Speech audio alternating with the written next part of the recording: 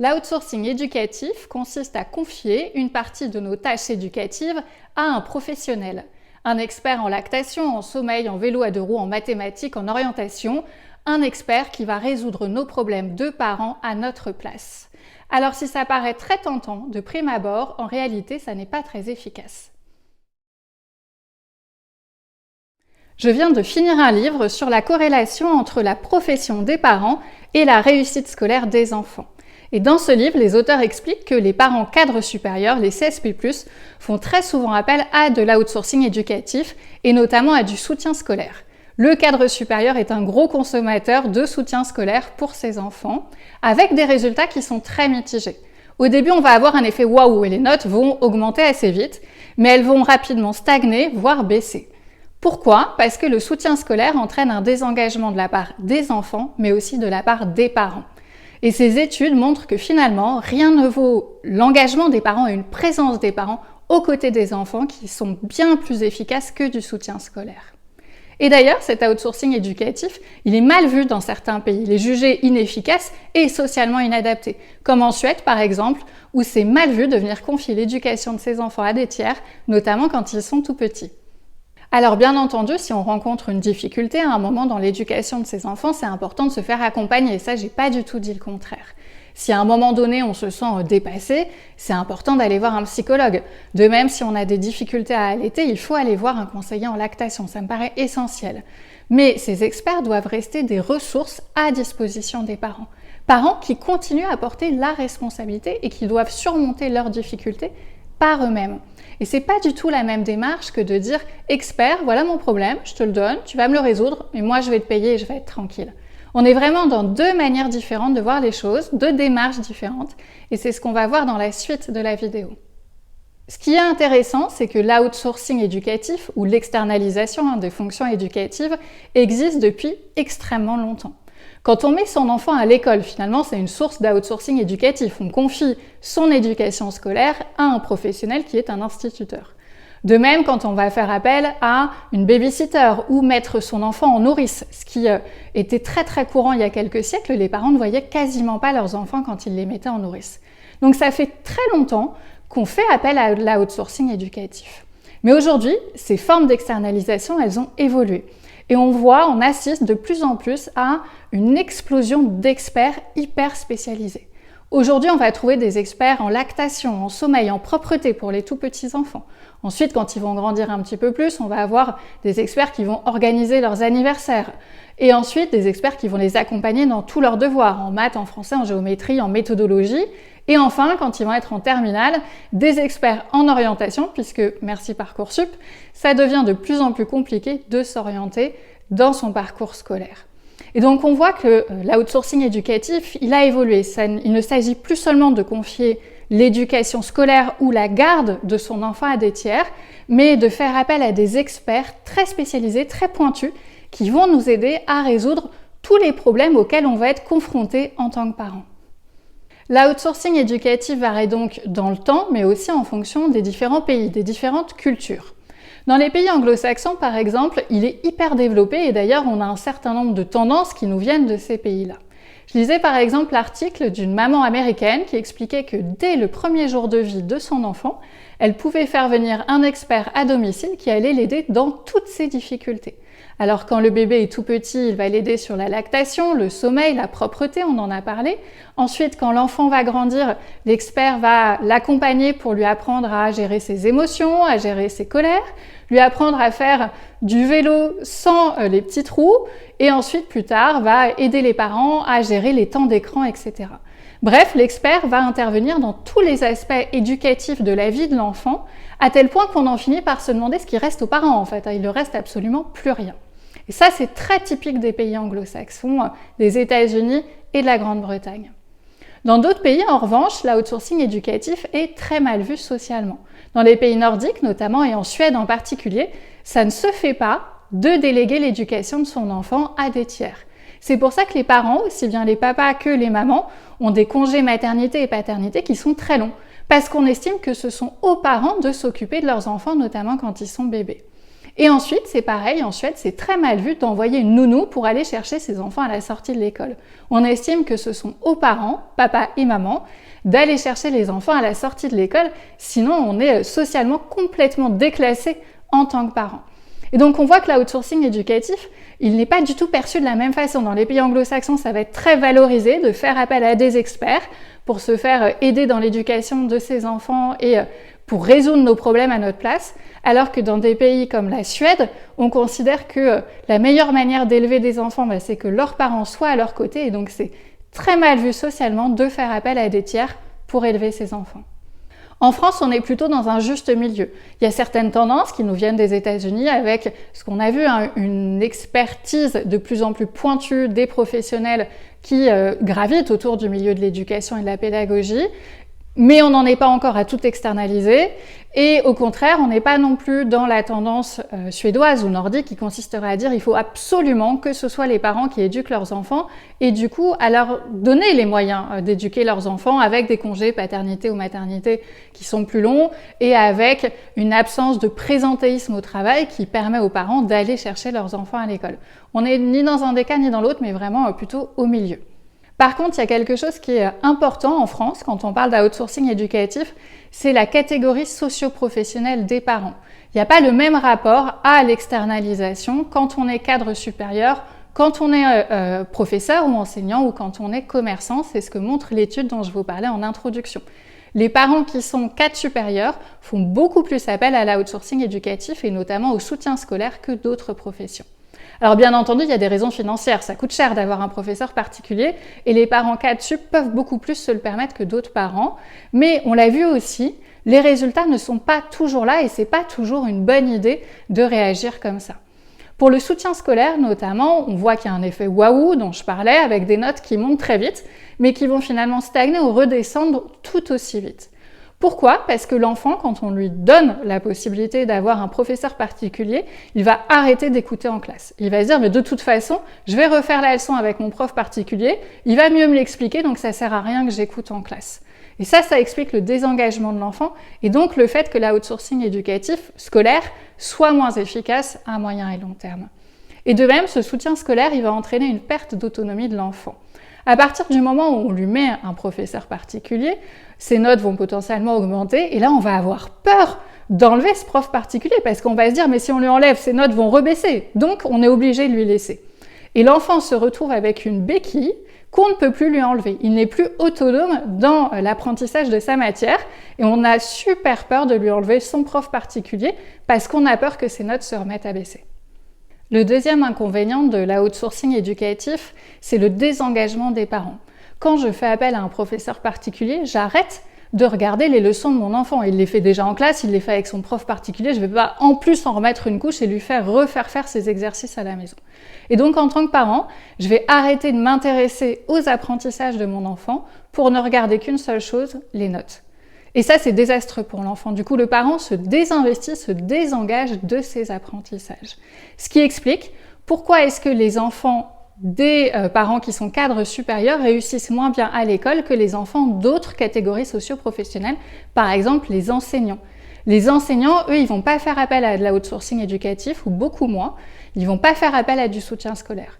Ils vont plutôt s'asseoir à côté de leur enfant, ils vont essayer de comprendre quelle est leur difficulté et essayer d'aider leur enfant à surmonter leurs difficultés. Ce qui est beaucoup mieux comme exemple, c'est beaucoup mieux de dire à son enfant « Attends, on va regarder quel est le problème et on va essayer de le surmonter ensemble » que de dire « Je vais payer quelqu'un pour résoudre ton problème à ta place et à ma place ». L'exemple, il n'est pas du tout le même. Et donc, c'est ce qui, dans ces études, montre pourquoi est-ce que les enfants de certaines catégories socio-professionnelles, comme les enfants d'enseignants, réussissent mieux scolairement que les enfants de cadre supérieur. Parce que leurs parents ne délèguent pas leurs problèmes à un prof particulier, mais qu'ils s'engagent dedans, qu'ils prennent le temps de s'asseoir à côté de leur enfant pour essayer de résoudre avec eux et de surmonter avec eux leurs difficultés. Alors vous allez vous dire, oui mais c'est normal, les parents enseignants, ils ont plus de temps et en plus ils connaissent mieux les programmes scolaires que les parents cadres supérieurs par exemple. C'est pas tout à fait vrai, c'est un peu plus nuancé que ça. Moi, je suis enseignante en gestion de projet à l'université, ça m'aide pas beaucoup quand je suis censée faire des divisions avec ma fille. De même, un instituteur en CP, il va pas connaître le programme de 5e de sciences. Donc au final, à part si on est vraiment dans sa discipline, celle qu'on enseigne, finalement on n'a pas plus d'avance qu'un autre parent qui fait une autre profession dans la plupart des matières quand on est enseignant ou instituteur. Donc on le voit, c'est pas du tout la même démarche que de faire appel à un professionnel en lui disant voilà mon problème, je vous le confie, vous allez le résoudre à ma place et moi je vais vous payer, ou au contraire de s'asseoir à côté de son enfant pour essayer de surmonter ses difficultés avec lui. Je vais vous donner pour illustrer ça un exemple. Alors c'est un exemple qui est très très simple mais que je trouve assez parlant, c'est l'exemple de la calculatrice. Donc là c'est pas de la outsourcing à un tiers, à une personne, c'est de la outsourcing à un outil. Quand j'aide ma fille à faire ses devoirs en maths, je n'utilise absolument jamais de calculatrice. Et j'en ai envie, parce que faire des divisions posées, c'est pas ma passion. Ça prend du temps quand je les pose à la main sur le papier et ça me demande un peu plus de réflexion que si je me contentais de prendre une calculatrice et de montrer le résultat à ma fille en lui disant t'as bon ou t'as faux. Sauf que si ça prend plus de temps et ça demande plus d'engagement, le résultat, l'investissement à long terme, il est beaucoup plus payant. Quand je prends le temps de poser la division sur le papier, déjà ma fille voit que je mets de l'engagement, que je fais le même effort qu'elle pour faire ses devoirs et pour l'accompagner. Et ensuite, je vais dire mon raisonnement à l'oral. À chaque fois que je vais faire des opérations, je vais parler. Donc ça va lui permettre d'entendre la manière dont je raisonne. Ensuite, ça va nous permettre de dérouler le raisonnement. Si à un moment donné, il y a une erreur, on va pouvoir voir exactement d'où ça vient. Il n'y aura pas que le résultat qui sera faux, on va voir à quel endroit est-ce que quelqu'un s'est trompé. Et enfin, et surtout, cela arrive que l'erreur ne vienne pas de ma fille, mais de moi. Et là, ma fille, elle est hyper contente. Parce qu'elle se dit, moi j'ai juste, c'est maman qui s'est trompée et je vais lui montrer où est-ce qu'elle s'est trompée et elle est super fière. Ce qui est totalement impossible avec une calculatrice. Par définition, la calculatrice aura toujours raison et ça sera toujours ma fille qui va s'être trompée s'il y a une erreur quelque part. Ce qui est un petit peu plus frustrant. Là, on a le petit suspense de se dire, tiens, on n'a pas les mêmes résultats. Qui est-ce qui s'est trompé? Est-ce que c'est maman ou est-ce que c'est Éléonore? Et c'est très, très valorisant pour elle. Donc, quand je fais des maths avec elle, que je l'aide à faire des maths ou que je corrige ses exercices de maths, jamais de calculatrice. Ça demande plus de temps, ça demande plus d'engagement. C'est pas ma passion du week-end, mais je le fais parce que je pense que c'est important pour elle dans son apprentissage. Alors encore une fois, ça ne veut pas dire que je ne me fais jamais aider. Pour les divisions notamment, j'ai un peu bloqué sur les divisions. Ça n'a pas été le meilleur moment de l'accompagnement scolaire de ma fille. Je ne me souvenais plus comment est-ce qu'on faisait une division posée et donc j'ai regardé un tuto sur YouTube avec ma fille à côté. Elle l'a regardé avec moi, ce qui m'a permis déjà de me remettre la méthode en mémoire et surtout de voir que la méthode qui était utilisée aujourd'hui à l'école n'était pas celle que j'utilisais quand j'étais petite. Et donc de pouvoir apprendre à ma fille la méthode qui était la même que celle de sa maîtresse plutôt que de la perturber en lui donnant des méthodes complètement différentes. Mais encore une fois, le tuto que j'ai utilisé, à un moment donné, ça a juste été une ressource, une petite aide pour me remettre le pied à l'étrier, mais ça ne m'a pas dispensé après de faire l'effort, de faire l'engagement, de poser, encore une fois, les divisions par moi-même et de ne pas utiliser une calculatrice. Et c'est ça l'exemple qu'on veut donner à nos enfants finalement, c'est à un moment donné, tu as une difficulté, tu vas chercher des ressources pour t'aider, ça peut être un tuto YouTube, ça peut être un adulte ou un de tes amis qui va t'expliquer et ensuite tu fais l'effort par toi-même. Donc on est dans cette démarche d'apprentissage versus j'externalise à une calculette ou à un tiers et je ne fais plus l'effort par moi-même et ça c'est pas l'exemple qu'on veut donner à nos enfants. Donc on l'a vu, l'outsourcing éducatif entraîne un désengagement des enfants, une perte d'autonomie de leur part. Il va aussi entraîner un désengagement des parents. Et enfin, la dernière conséquence négative, ça va être une déresponsabilisation des parents. C'est ce que des directeurs de pension ont constaté quand les parents viennent leur voir et qu'ils leur disent « Ah, moi, j'y arrive plus, je vous le confie ». Ou « Vous, au moins, vous saurez gérer ces temps d'écran ». Non, en fait, quand on met son enfant en pension, ça n'est pas pour que la pension résolve nos problèmes à notre place, donne un cadre à l'enfant à notre place ou gère ses temps d'écran à notre place. Là, on assiste à une déresponsabilisation des parents qui vont dire à un tiers « vous allez prendre en charge l'éducation de mes enfants ». Et ça ne fonctionne pas. Pour faire le parallèle avec l'entreprise, c'est exactement comme si on avait une matrice RACI qui donne les rôles et les responsabilités de chacun. Le R de RACI, c'est le réalisateur, celui qui fait. Qu'on peut très bien dire que celui qui fait, c'est la pension. Pourquoi pas, à un moment donné, notre enfant peut avoir envie d'aller en pension et d'y passer sa semaine. Dans ce cas-là, c'est la pension qui va réaliser, qui va s'occuper de notre enfant pendant la semaine. Mais le A de RACI, qui veut dire accountable, celui qui est responsable, ça reste in fine toujours le parent. Même si notre enfant est en pension, ça ne veut pas dire que nous ne sommes pas responsables de l'éducation de notre enfant et que ce n'est pas nous qui devons lui donner un cadre, qui devons gérer ses temps d'écran et qui devons surmonter les difficultés avec lui. Encore une fois, on ne peut pas déléguer sa responsabilité vis-à-vis de l'éducation de son enfant. C'est impossible. On ne peut pas garder que les bons moments du week-end et dire ah bah la semaine ils vont gérer tout le quotidien, ils vont gérer tous les problèmes, ils vont donner un cadre à mon enfant, ils vont gérer sa consommation de téléphone portable et moi le week-end je l'emmènerai juste au cinéma et ça marchera très bien. C'est pas possible. On ne peut pas couper comme ça l'éducation de son enfant, on en est responsable dans son intégralité et on ne peut pas en déléguer une partie à un tiers. Et enfin, le dernier inconvénient de l'outsourcing éducatif, c'est qu'on perd tout simplement des occasions de passer du temps avec nos enfants. Quand c'est un professeur qui va faire les devoirs avec nos enfants à notre place, ça va être autant de moments qui vont être perdus où on ne va pas discuter, échanger, partager parce que finalement, quand on fait les devoirs, il se passe plein d'autres choses à côté. C'est aussi des moments de rire, de complicité, etc. Et donc, on va se priver de tout ça. Exactement comme quand on fait appel à un professionnel pour organiser l'anniversaire de son enfant. Avec mon mari, ça c'est quelque chose qui nous tient énormément à cœur. On a toujours organisé les anniversaires de notre fille ensemble, sans faire appel à un tiers. Il y a une année, elle voulait un anniversaire sur le thème de la magie. Alors on aurait pu demander à un magicien de venir faire des tours pour les enfants. Mais c'est pas ce qu'on a choisi. On a plutôt préparé l'anniversaire avec notre fille. On lui a appris des tours de magie, 2 tours qui étaient assez simples, qu'elle a appris, qu'elle a répété.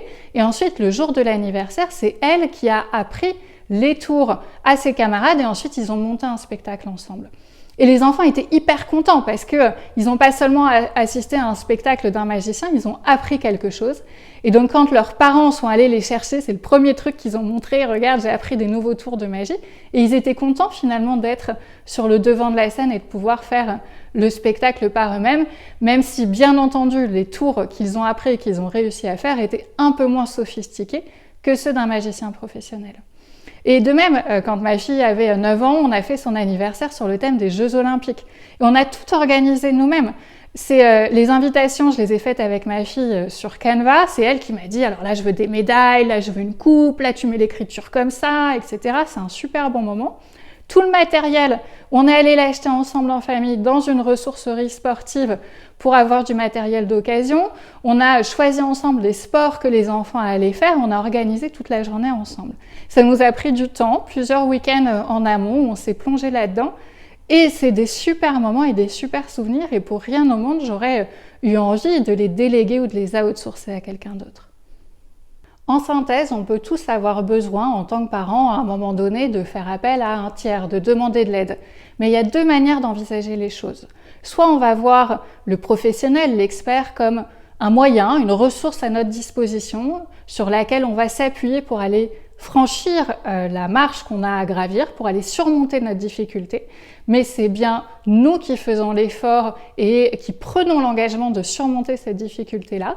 Soit au contraire, on va tout déléguer. On va tout déléguer à un expert en disant voilà mon problème, vous allez le résoudre et moi je vais vous payer. Et on va aussi transférer notre responsabilité à l'expert. Le problème, c'est que quand on opte pour la deuxième solution, on constate que ça ne marche pas. Et l'exemple typique, c'est l'outsourcing scolaire, le soutien scolaire. Quand on transfère la responsabilité de l'apprentissage de nos enfants à un tiers, ça ne marche pas très bien.